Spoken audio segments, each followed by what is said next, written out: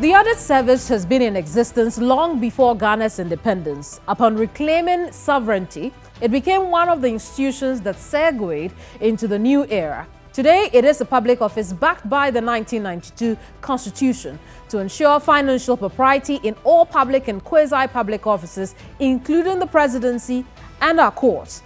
But the mismanagement of public funds and the lost battle against corruption have left more questions than answers. On this edition of Hot Issues, we explore how well the Office of the Auditor-General has served the citizenry.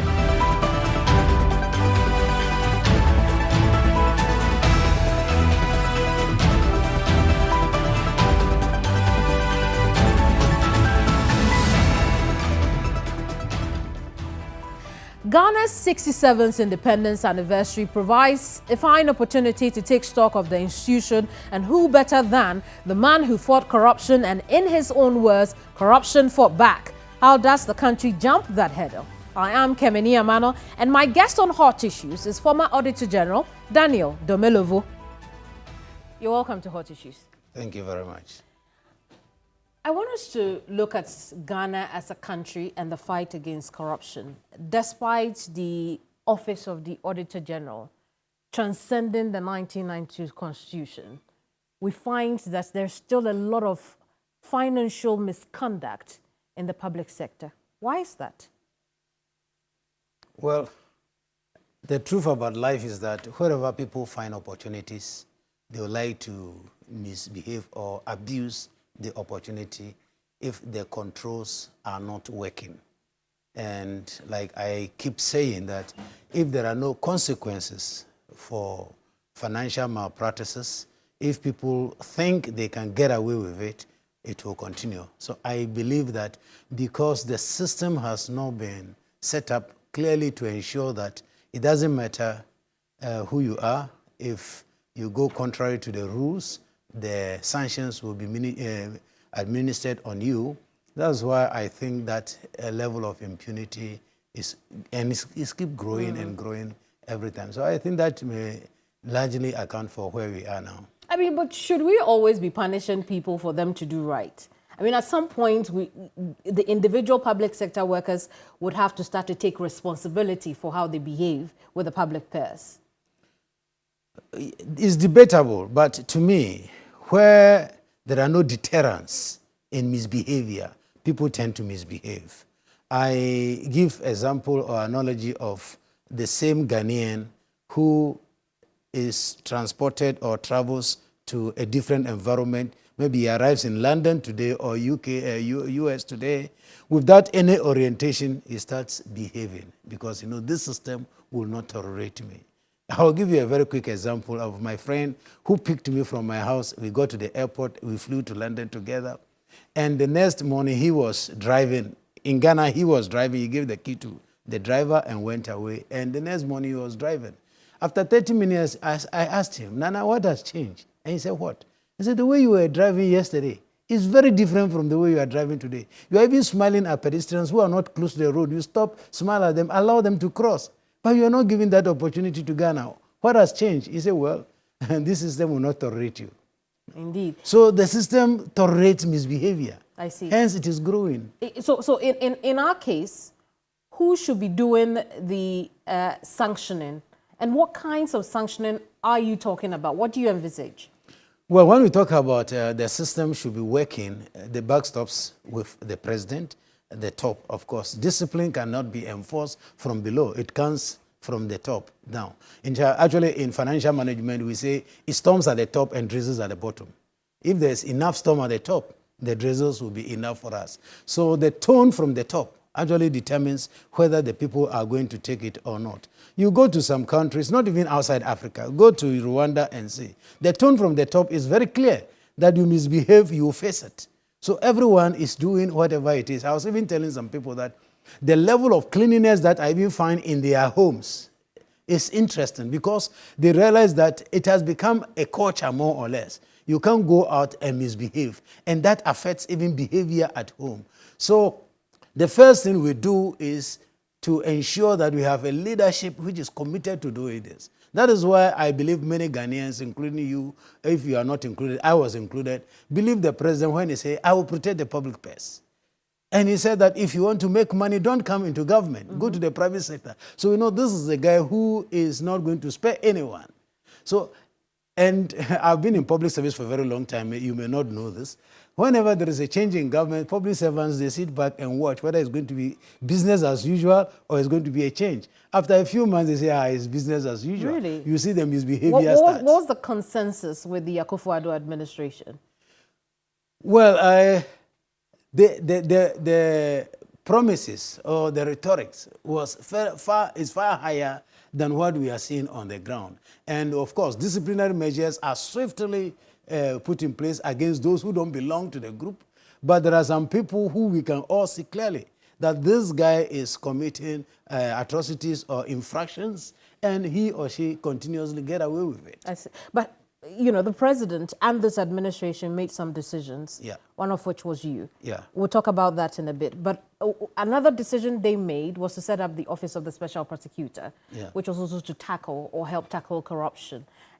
Again, instead of analyzing the OSP, I want to find out from you how these institutions work together with the Office of the Auditor-General. First and foremost, let me say that it is not the number of institutions that we have which will help us do the work. I find it also a bit even disturbing that anytime Mr. A is not able to do his work, we set up Mr. B. Mr. B joins, is not able to do, we put in Mr. C. So we keep creating several institutions. You notice that we have a police service. We have the criminal CID or the criminal investigation department. There's something of financial unit, I've forgotten the exact name. We have the YOCO. We have CHRAJ, Commission for Human Rights, established by the Constitution itself. We have several investigating financial intelligence unit, and now we have Office of the Special Prosecutor. Well, if it is not working, what else are we going to have? Are we going to continue building several institutions, or we just strengthen the institutions on the ground, mandate them properly, and ensure that they deliver on their mandate?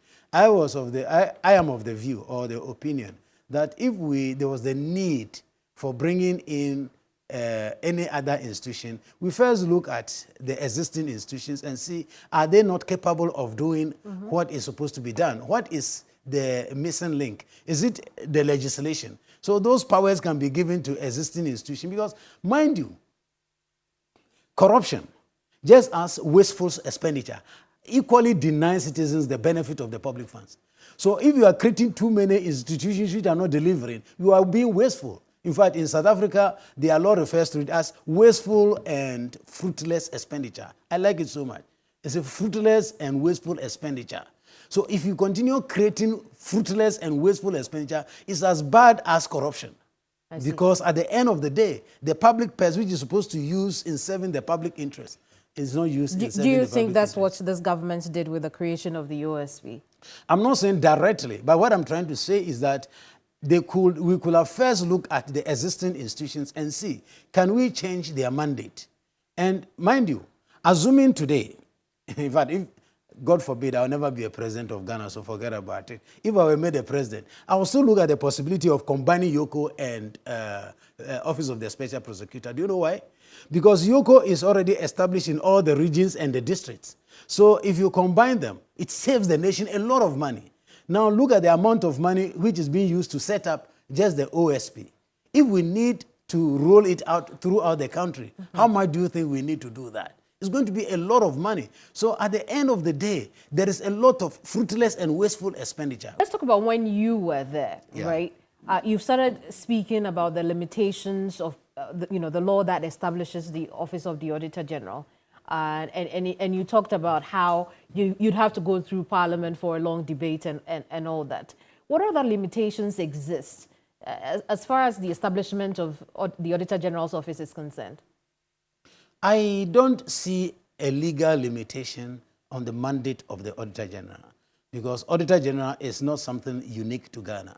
It is a universal concept. And if you look at the concept universally, you will agree with me that even the Ghanaian Auditor-General is more powerful, he has more scope than many others. Except that in financial management, again, there's something we call segregation of duties.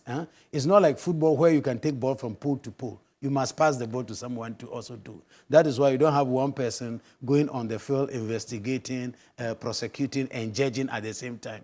Different layers must come into play. So as far as the mandate of the Auditor General is concerned, I think it is adequate, except to say that utilizing the mandate is where normally we fall short, because utilizing the mandate requires that you step on toes. Like when you are going to disallow and surcharge, you are sure that people will fight back, especially if they are one of the untouchables. That will definitely come. So it is not a matter of the law not being adequate. Some people also mistakenly think that the Auditor General should also be prosecuting people. No, that is not part of the Auditor General's mandate. It's not, but do you think that it would give the Auditor General more powers, perhaps, to be able to do what it's supposed to do, so you don't just bark? The Auditor General doesn't just bark. The Auditor General already bites.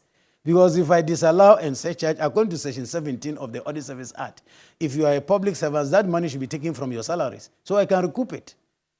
Okay, so it does not just back. And giving prosecutory authority to the Auditor General, I think may be a good thing, but also it is somebody's mandate. If we go under Article 88 of the Constitution of Ghana, that is the mandate of the Attorney General. So Attorney General should be doing his work instead of Auditor General now going to take over the Attorney General's work.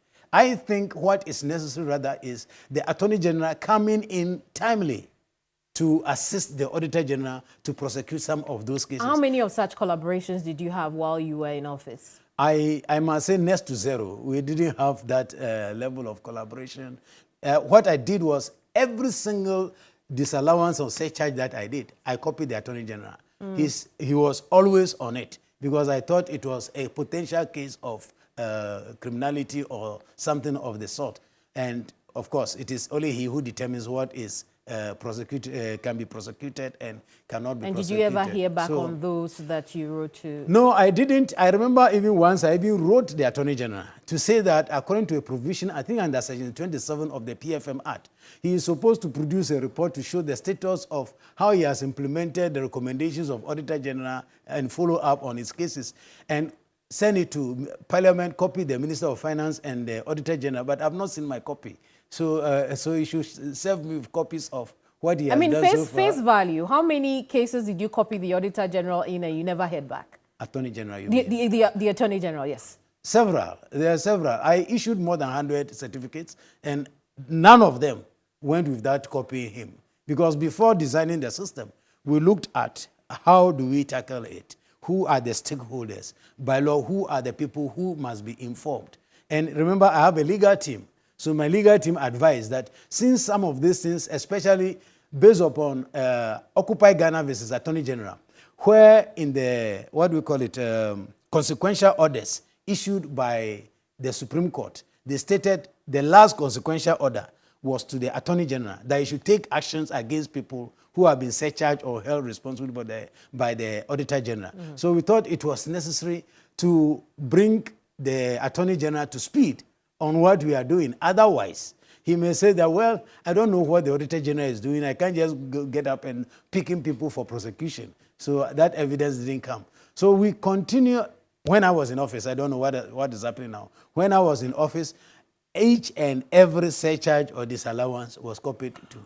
What do you think accounts for or accounted for the lack of interest on the part of the Attorney General, I beg your pardon, in responding to you, as then Auditor General? Well, I don't know what the reason could be, but it is better they speak to it by themselves. Could that be, an example when you said that corruption fought back? Yes, but I'm going to give you hazard an opinion. I may not be right, I may be wrong, but this is what I think. Mind you, the Attorney General sits as a Minister of Justice in Cabinet. Most of the decisions that you may be going against has something to do with the Attorney General or decisions that you was part of. So how are you going to get the collaboration? Let me give you an example. In the Crow and Associates case, for instance, If you see the agreement which was signed between Crew Associate and the senior minister, it was witnessed by the Attorney-General. So why do you think that he will be interested or she will be interested? That time it was a lady, so she will be interested. So many times people have been calling for separating the office of the Attorney-General from the Minister of Justice. I'm in for it because that will have brought about that, solve that conflict where you are part of the team which is taking the decision and you are the one who is supposed to be prosecuting at the same time. So on the side of impact, it means that all these over 100 cases that you copied the Attorney General in, whether it was to disallow an expenditure or it was to surcharge somebody, we cannot tell at the moment whether or not, they were done. No, I'm not aware of any action taken by the Attorney General. And so we don't know if the money was got back or whether the expenditure was even disallowed. The expenditure was not to be disallowed by the Attorney General. Right. The disallowance and surcharge is supposed to be done by the Auditor-General, which I did. Okay. Now the next level is to go to court and enforce it.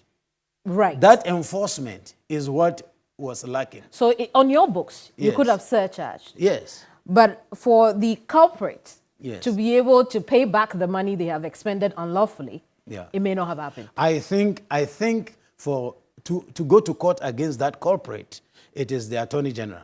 And that might not have happened. A few people voluntarily paid their surcharges. But I think it may be about 2 or 3 cases. It's not a lot of them. Majority were waiting to see what happens after the surcharge. Is there an expiry date as to, working on these certificates that you copied the Attorney General, in that if Gloria Kufu couldn't work on them, then Godfrey Dame could be working on those now? Well, let me say that there are 2 things that I know. One of them, according to Section 17 of the Audit Service Act, the one who is surcharged has up to 60 days to challenge the surcharge, which if you don't surcharge, you don't challenge, then it crystallizes as a debt for you. So the state will have to take action and collect the money.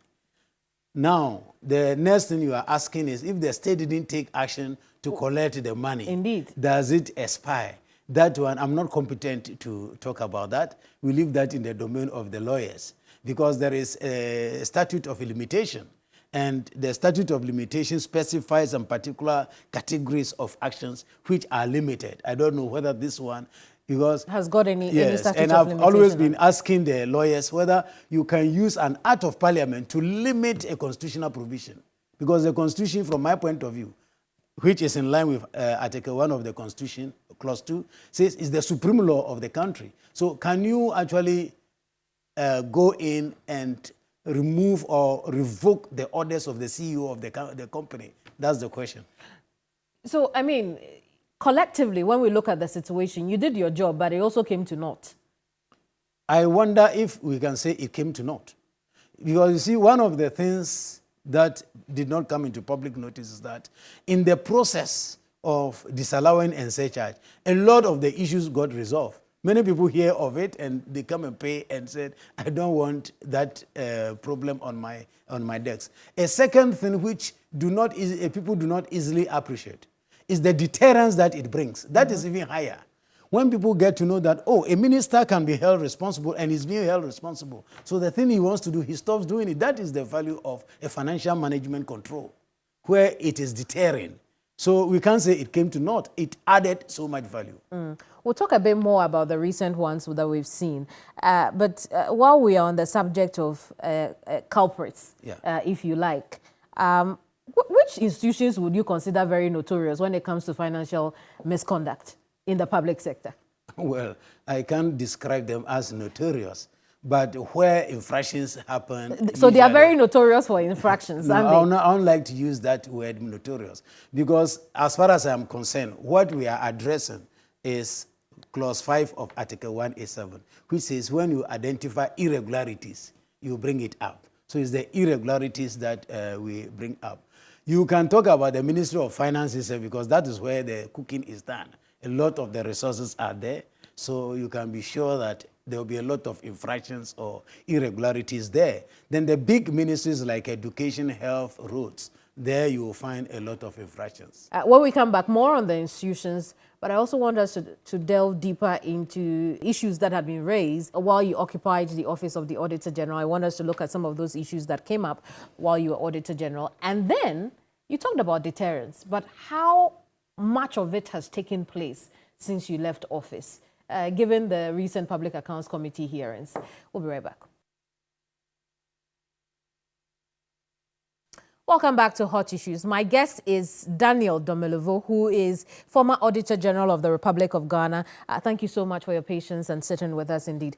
But I was saying earlier that while we are looking at some of the infractions that have happened, we know during your time you also had issues of unearned salaries.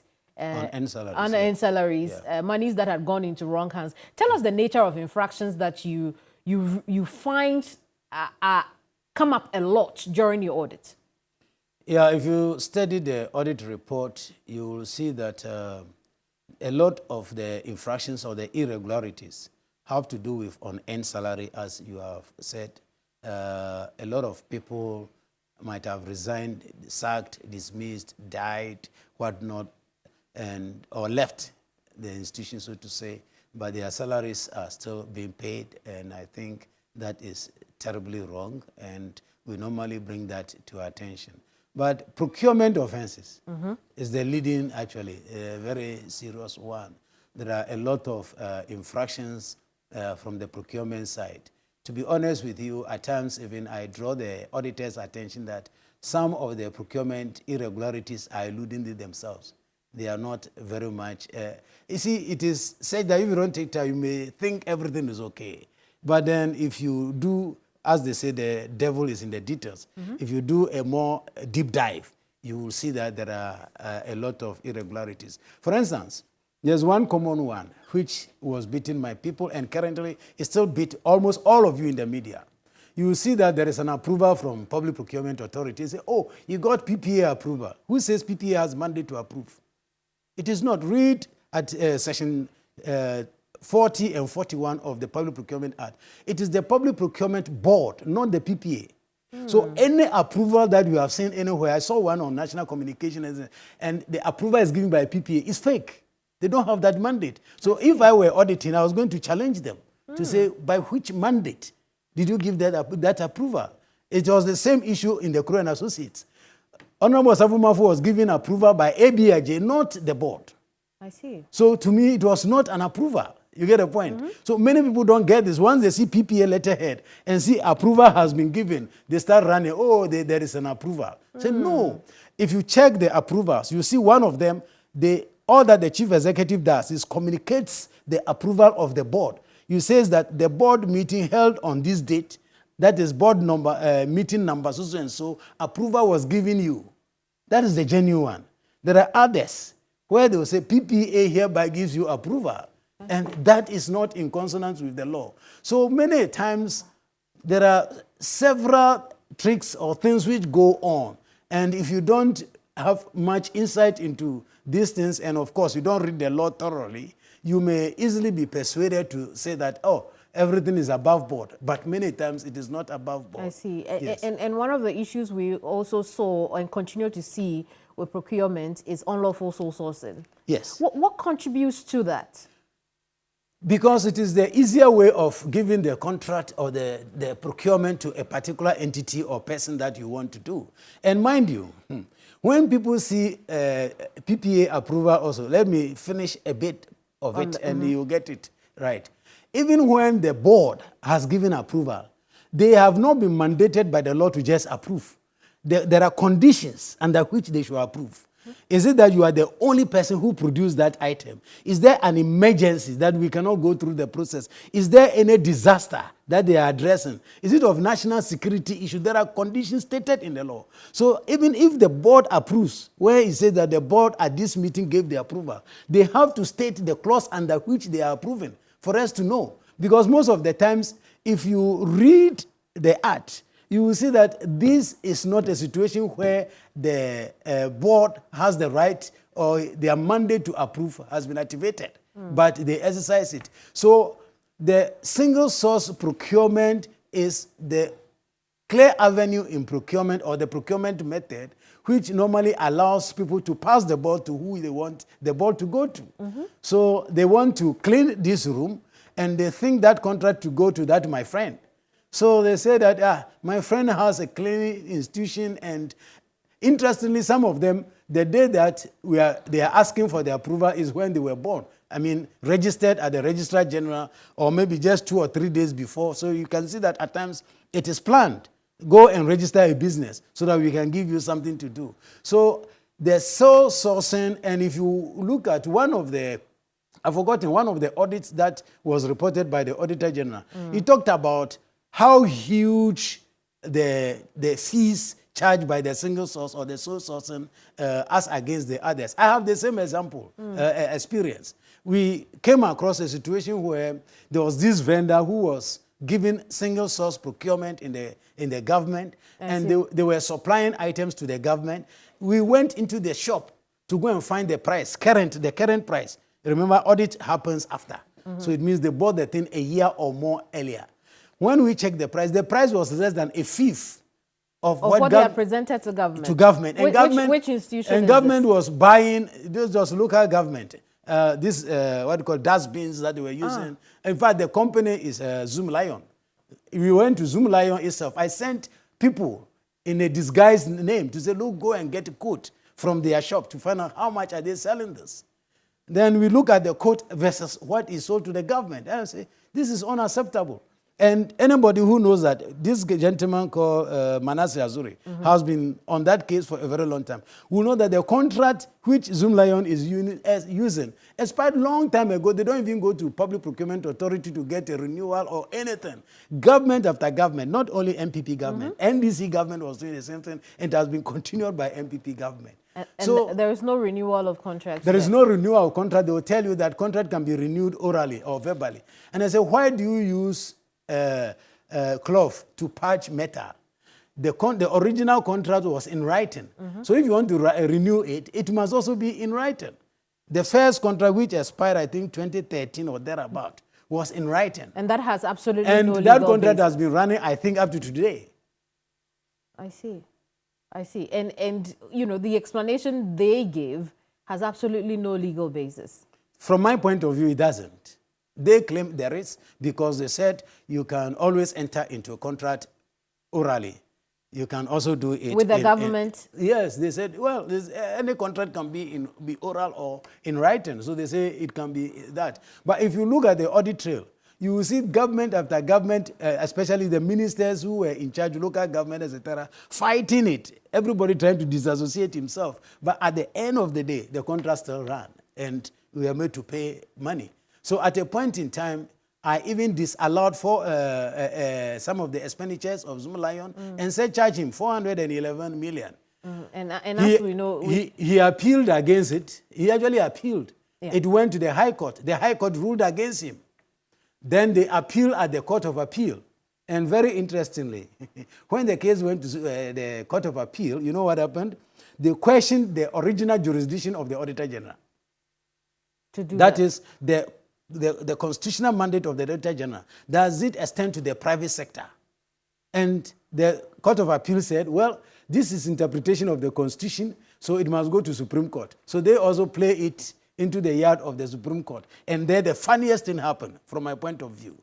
When the question was asked, my lawyers were of the view that the question needed not to be answered again because it has already been answered in Occupy Ghana versus Attorney-General, where the Supreme Court, in directing the Auditor-General to disallow and surcharge, defined person to mean public servants or others, or any other person. So we thought that definition has been done already, so we didn't need any interpretation. But the Supreme Court came with some wishy-washy explanation. In fact, anytime I read that part, I don't even get the English. Maybe my English is not good enough. They tried to put in some English to say that there was no proof of, fraud or whatever. They said, there is no fraud stated in the Constitution or any of the laws. Where are they bringing this from? But that is what they used in exonerating Zoom Lion in that case. That was in fact, the truth is that is the very time I was on leave. If I were not to be on leave, I was going to challenge the Supreme Court. I was going to tell them that, please, what made you to depart from your earlier decision? Because you told me that I can hold not only public servants liable, but any other person whose misbehavior or misconduct bring about loss. And I said that Zoom Lion has used the same set of documents to defend a payment twice. So this is a misconduct, it's a misbehavior, which I'm holding him. Tell me it's not a misconduct or misbehavior, I will agree and back off. But then to say that there must be fraud, where did the fraud come from? I see. But, away from the courts, on the subject of the pricing of the Zoom Lion bins, is it an issue of, because whoever is receiving that will now then take the decision of whether or not this is too much based on actual market price, or this is good enough to be engaged in by the government. So is it an issue of a lack of knowledge when it comes to procurement, or is just shared taste for corruption? I'll take the latter. I think it is a shared case of corruption, taste for corruption. But let me say that is not what I say I disallow. Oh, absolutely. Yes, that's not the one I disallow. But I was talking about the situation where if I am giving it to you as a single source, then I must ensure that there is value for money. Indeed. I must be sure that we are not wasting or being wasteful in spending public funds. But then you will find out that, no, it is not like that. Recently, when we looked at I think the Cocoa Board, or I've forgotten one of the reports issued by the Auditor-General, Cocoa Roads, I think. Yeah, he was trying to say that the single source ones were about 3 times the price of those which went through the competitive bidding. So in that case, why would you like to do that to public funds? I see. I want us to, just take a pause on some of the challenges that you faced there while you were there. We'll come back to your time there. But let's talk about one of the things that we expect the Auditor-General to be doing, which is asset declaration, asset and liabilities declaration. Good. We always seem to leave that part out. How difficult was it for you to receive these declarations from those who are supposed to declare? Well, it was not that difficult. Let me say, I stated earlier on that when there are no consequences for misbehavior, people misbehave.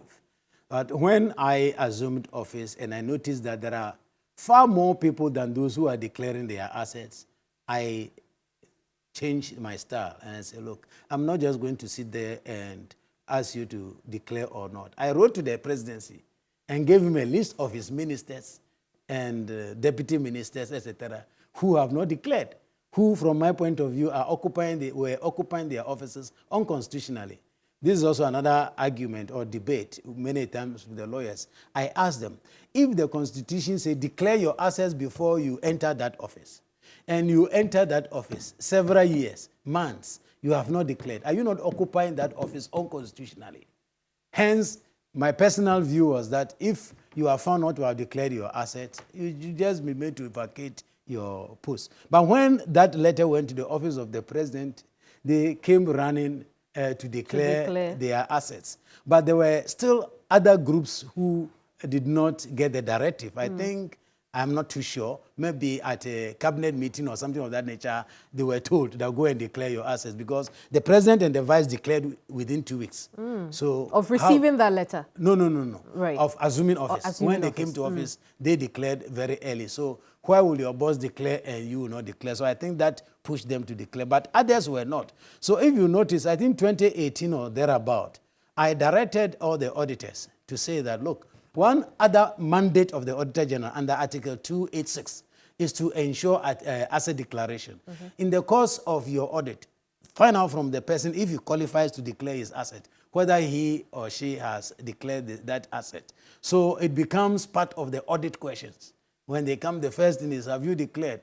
Show evidence that you have declared. And I must say, funny enough, 2 days ago or yesterday when I arrived, I arrived yesterday morning. When I arrived, I got a call. And I was told that there are auditors appointed by Parliament to audit the office of the Auditor-General, and they are looking for my asset declaration certificate. And I said, is that constitutional? And I asked whether the auditor reads the Constitution. It's not part of his mandate. The Constitution mandate Parliament to appoint auditors to audit only the accounts of the office. Is my asset declaration part of the office? You've forgotten that the Auditor-General has a different mandate under 286 for asset declaration, which he doesn't have. So I think their auditor is equating himself to Auditor-General. And so he's now doing that. I have them. I can't be sure to you. But I told the guy I will never show it to him. I will only show it to him in court. If he dare mention my name anywhere, I sue him, we go to court and I prove to him that he was going beyond his mandate. So let me be honest, it was not too much a difficult thing. The challenge rather is to do with the system. It was manual. So you can imagine you go to the office, there are boxes of the declaration. And I was afraid that one morning I may wake up and I'll be called that maybe there is fire. And before I realize everything is gone, what do I do? What will I, people will have to hold me accountable. So I started developing an IT platform where people can declare it electronically instead of hard copies, so that we can back it off on different servers and maybe in the clouds or wherever it is. We did that system, tested it with staff. Actually, you know, the audit service, a lot of them also fall within the same category. So we forced all of them to go online and declare their assets as a test run, which they did, and we were very happy with the system. I wrote even to the World Bank, since I was working in the World Bank before appointment as Auditor General. I wrote to them and said, look, I know you have a very strong IT unit. Can they come in and do a quality assurance of what we have designed? And they came back and gave us a clean certificate that they think the system is robust enough to go. So that is how it was before I left. Away from that, let's discuss your tenure a little bit, because it was also very turbulent. While the president had promised the Ghanaian people to nip corruption in the bud, one of the steps it took was to appoint you because he trusted you a lot. But, you know, getting to the end of that period, the second phase of your being Auditor General, things went south between you and the presidency. Yeah, let me correct that a bit. It was not President Akufo-Addo who appointed me. Right. I was appointed by President Mahama. Indeed. At a time when he had lost the election. So it was difficult. I mean, just before he was leaving office. Yes. He had lost the election, and just about a week to leave office, he appointed me. So I was a bit hesitant. And President Akufo-Addo, the current president, then president-elect, actually called me in person and said, go and take the appointment. I've heard of you. When I come to office, I'll see how we work together. And truly, I think the second week of him being sworn into office, he called me to a meeting, and we worked very well. If you see the President's State of the Nation address to Parliament, 2018, check what he has to say about the Auditor General. Then if you look at, again, his speech at Independence, 6 March 2018, he was full of praises for the Auditor General because I was holding his predecessor accountable. You see? So what changed? So what changed was that now we had entered 2018 from June. This, I'm telling you, is early part of 2018. That is, Independence is March. The audit of 2017 had not even started, okay? So the audit of 2017 came, and the audit report came after June. Then the friction started. Then it was clear. You notice there were some findings, like a situation where some ministers were using money. I mean, the famous one being your encounter with the senior minister. Yes. On Kroll Associates. Yes. But that came later.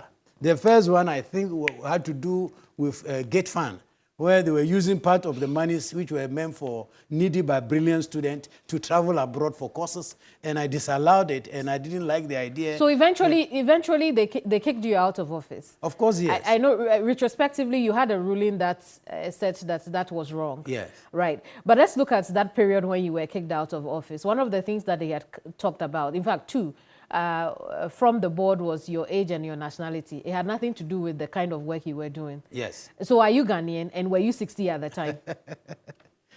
Well, you should look at the nature or the modus operandi of the board. The board was in to do the bidding of the president, and they were looking at anything at all to throw at me.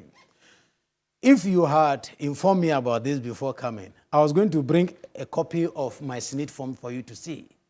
Anybody who works at SNIT, or if you like, go to SNIT and you check. You will see that the SNIT ID, which they give you, reflect first the region in which you were registered. So mine start with E. Then the second two letters tells the district in which you are registered. Mine is 10, that is District 10, which is Kwau. Okay? Then the next one is the year in which you were born, the month in which you were born, and the date on which you were born. And it is clearly stated that 1961. So it is not 1960.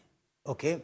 What happened is that, those of us who did not have the benefit of having literate parents, it's very difficult to tell exactly the date on which you were born. Of course, I don't think you knew the day you were born. You were told. You met documents. Okay? So personally, it took my elder brother, who was the most educated at the age of 13. He's 13 years older than me. He was the one who kept the date. So it was being between 1960 and 1961. 1960 and 1961. And personally, I like the 1960 because it is round. It makes easy referring to. It was when later on I came across what we call the baptismal register. Right. The Catholics. I'm a Catholic. I was born a Catholic. I was baptized only 25 days when I was on this earth. So I worked a bit as a catechist in the village. I was helping the church. And I have to enter people's baptism in the register. Then I flipped and then I came across my date. In that date, that register is still there. In fact, I contacted, just a minute, please spare me this. I contacted the parish priest, and that register is still available today. So based upon that, I saw my date of birth.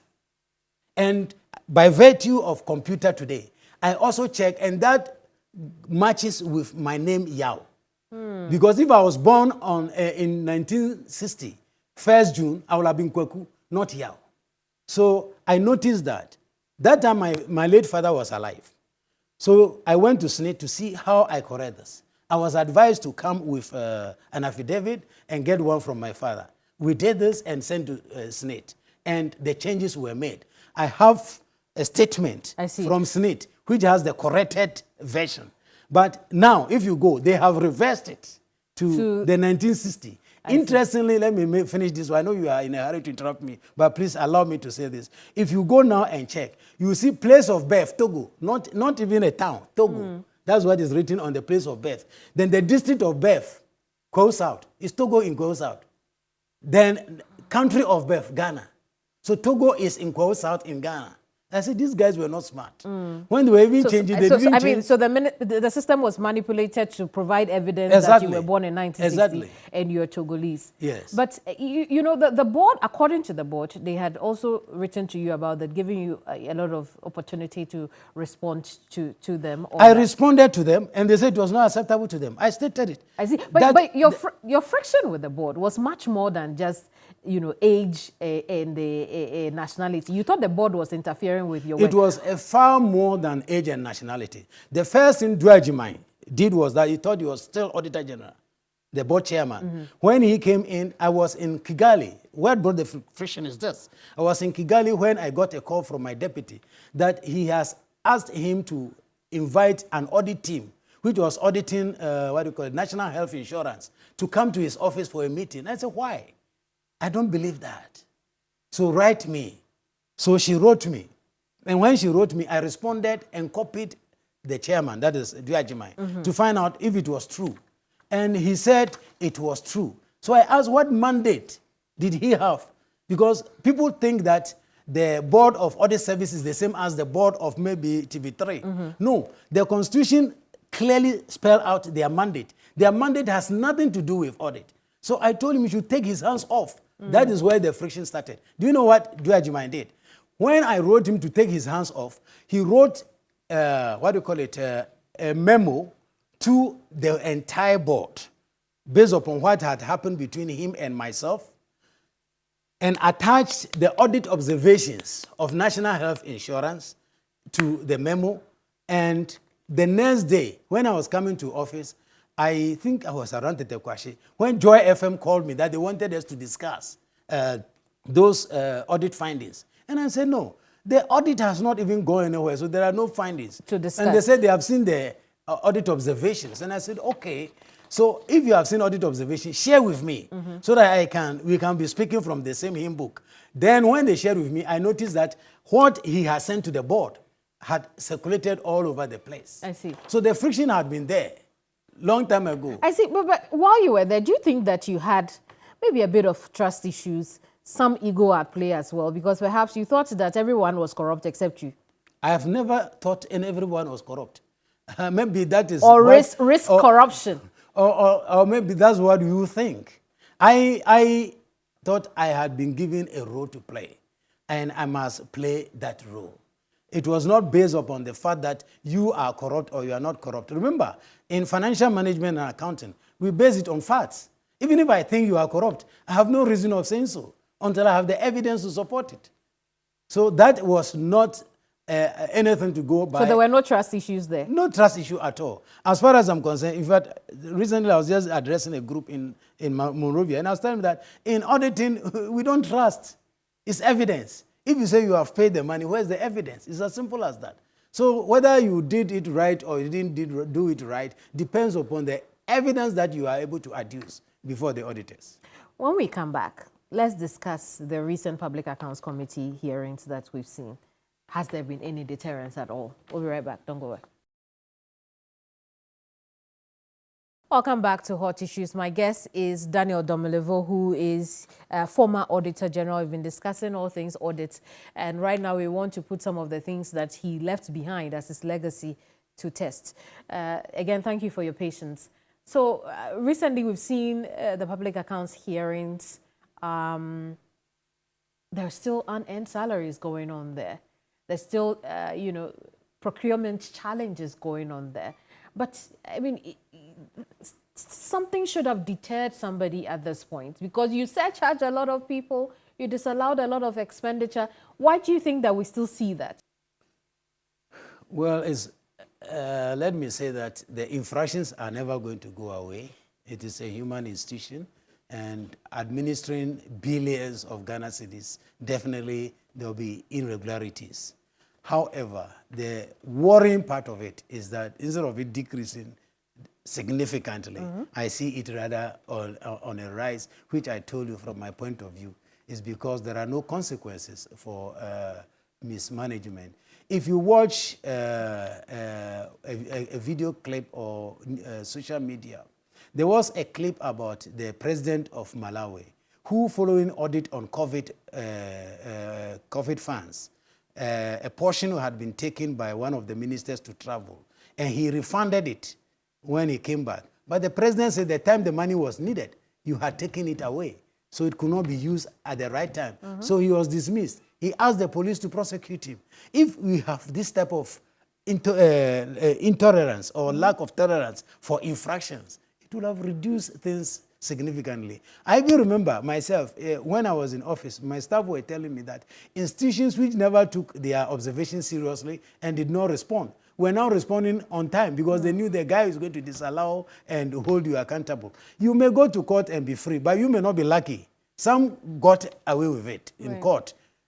Others did not. Some were thrown away. People didn't know that. People think that almost all the disallowances and surcharges. I heard one broadcaster, forgotten his name, was saying that they said that I did 11 certificates which were surcharged. I said, who said I did 11? I did more than 100.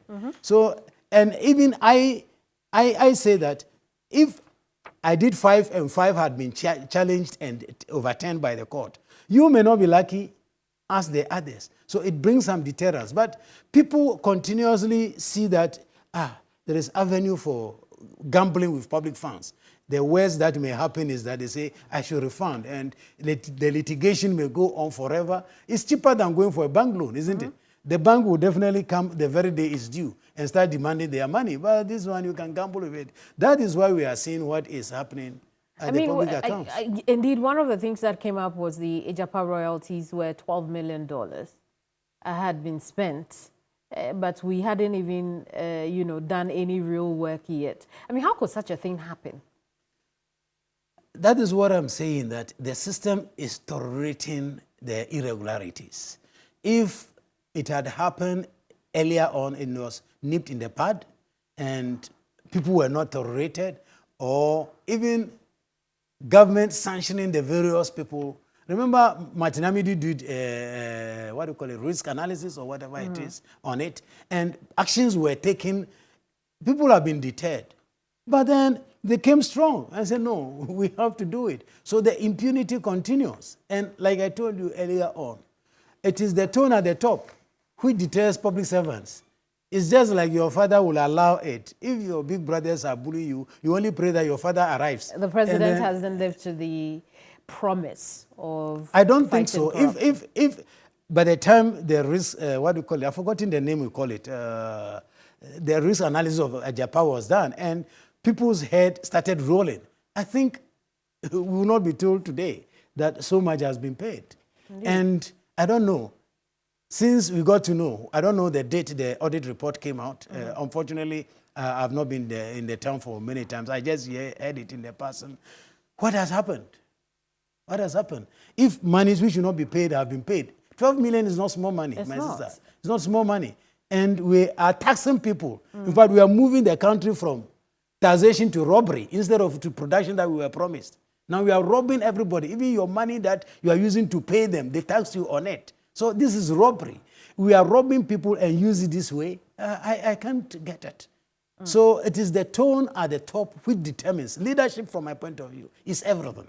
Leadership is everything. Right. So if leadership was serious about fighting corruption, what are some of the changes that you expect to see, not only at the Auditor General, but generally in the fight against corruption? I know you talked about sanctions, but I mean, what would you have expected to see, particularly with a man who came in on the promise of fighting corruption? How many government officials have been accused of corruption?